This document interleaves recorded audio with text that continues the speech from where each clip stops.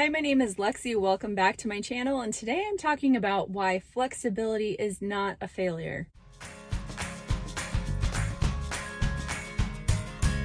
So next week is Thanksgiving in the United States, and for a lot of us who are intermittent fasters, that means that we will be deviating from our normal protocol.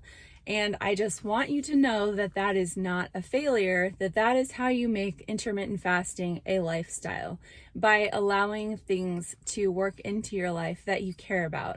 So personally, my first year that I was fasting, that Thanksgiving was really interesting because I was actually hosting Thanksgiving. This was in 2019. My husband's family came to our house. We had between 20 and 30 people at our house for Thanksgiving, and all of them were coming from out of town. So a lot of them were staying for 2 or 3 nights in the area, and I remember I was trying really hard to stick to my fasting protocol because I was doing the diet bet. I've talked about this a lot, but like the first 6 months of my alternate day fasting journey, I was doing a diet bet. So at the end of every month, I had to weigh in and I had to reach a certain target to win my money back.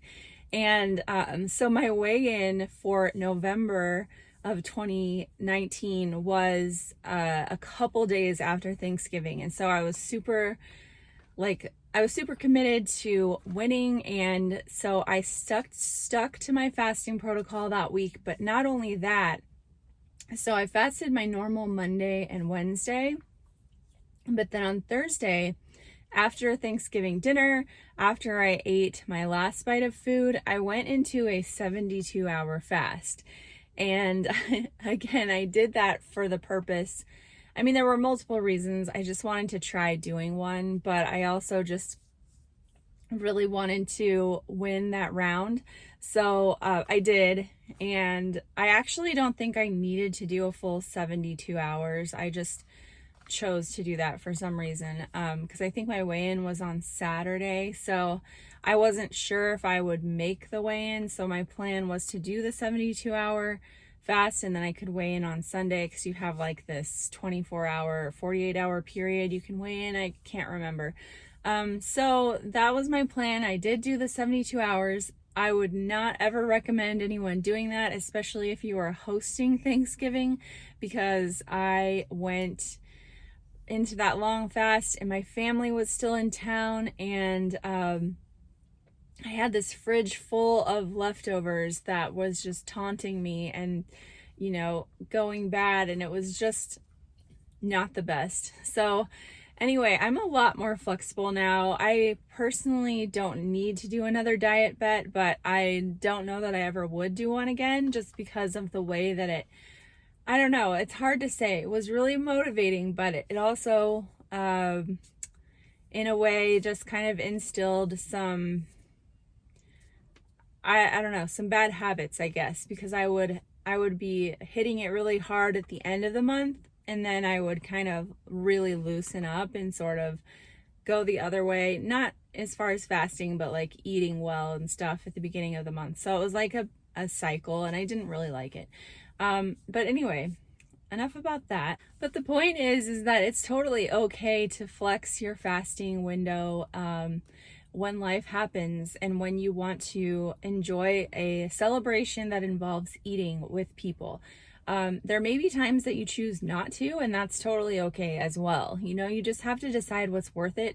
But like, here's an example. Last week was my birthday, and I decided to I did fast on my birthday, but I didn't do the full day fast. So I got like a 19-hour fast in.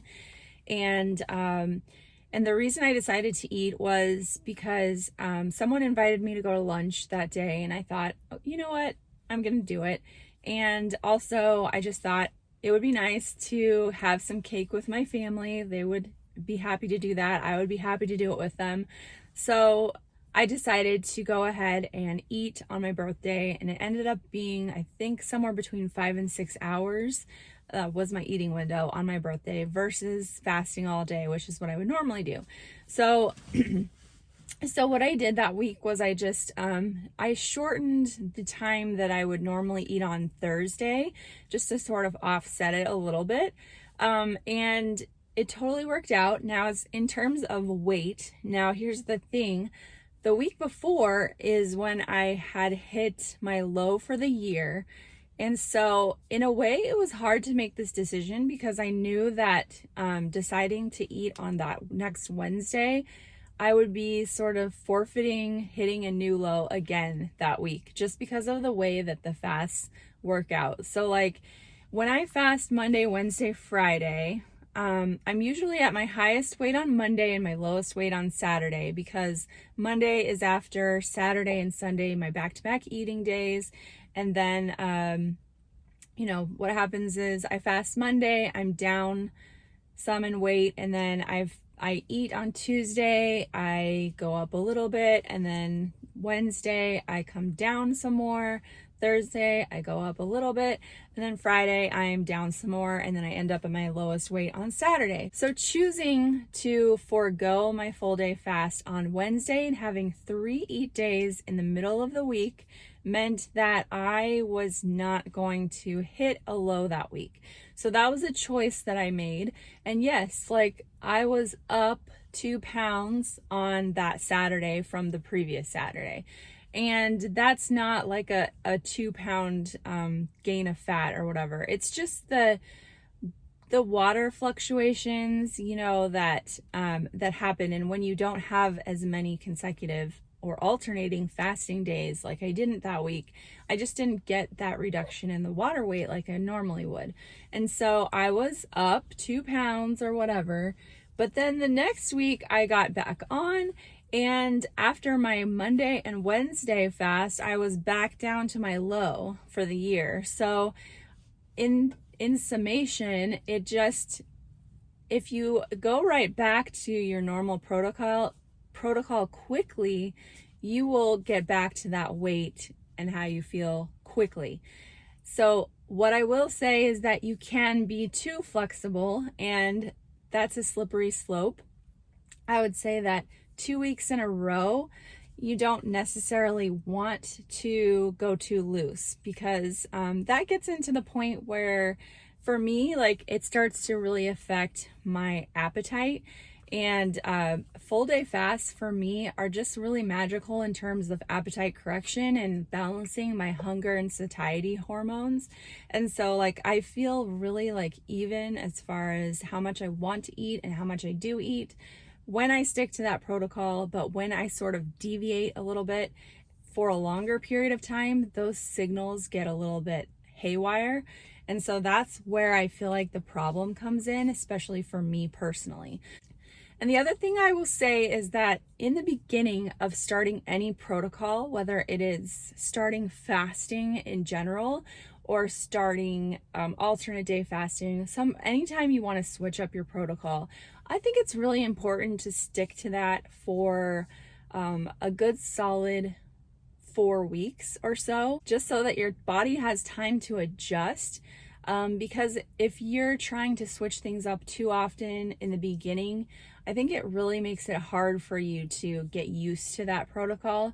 So I would definitely set aside time when you're starting something to just be able to adapt. But then after that point, again, you don't want to be too loosey-goosey, but you do want to make sure that you're making this a lifestyle and you choose the things that are important to you to adjust to. And then speaking of which, not only as far as like social gatherings and stuff, but just listening to your body and what it needs. As a woman, I think it's important to listen to my hormonal signals. And this week that I'm filming, this was the week after my birthday that I took that Wednesday off. I actually decided to take not Friday the whole day, but just to have a short eating window on Friday on my normal fasting day, just because I was actually in the last week of my cycle. And I've noticed that I need to be careful not to fast too much that week. And I was actually at a point where I was going to be fasting quite a bit more than normal as far as like my hours for that week. And so I just decided to go ahead and eat,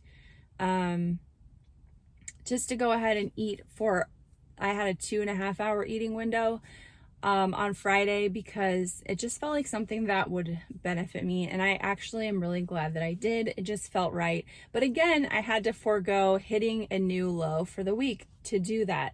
But it's okay because I know that I didn't like throw myself totally out of whack. I'm just going to get right back next week. I might hit a new low. I might not because of where I'm at in my cycle. The week after that, I think I could possibly hit a new low.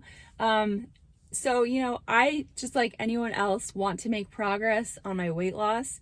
But I also want to be really mindful of what makes this a lifestyle for me and what makes this sustainable.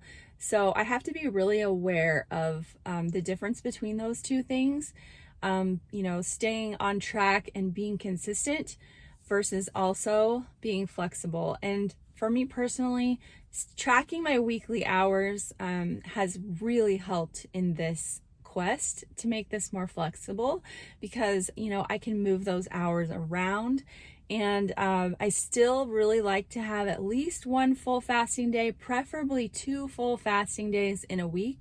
That's how I feel my best. That's how I, like I said, those hunger and satiety signals are the most balanced that way. So that's what I like to do. And for now, that's my plan. So in summary, just remember that it's okay to change your schedule. You may have a temporary spike in weight, but if you get right back on track, it will come down. So don't despair. Don't feel like you failed, because honestly, it's actually one of the best things you can do for yourself is to allow yourself to loosen up sometimes and enjoy life. That will be so much better for you mentally than always being so rigid that you never ever step out of your chosen protocol or whatever it may be. So I really hope this is helpful. I hope that you guys have a fantastic Thanksgiving if you are celebrating that. And also, next week being Thanksgiving, I won't have a video up on Thursday, but I might put one out on Wednesday. It just kind of depends on how things go because I'm going out of town. So if not, you'll see me in 2 weeks. If so, then you'll see me next week, but on Wednesday. So I hope you're doing well. I'll talk to you guys later. Thanks. Bye-bye.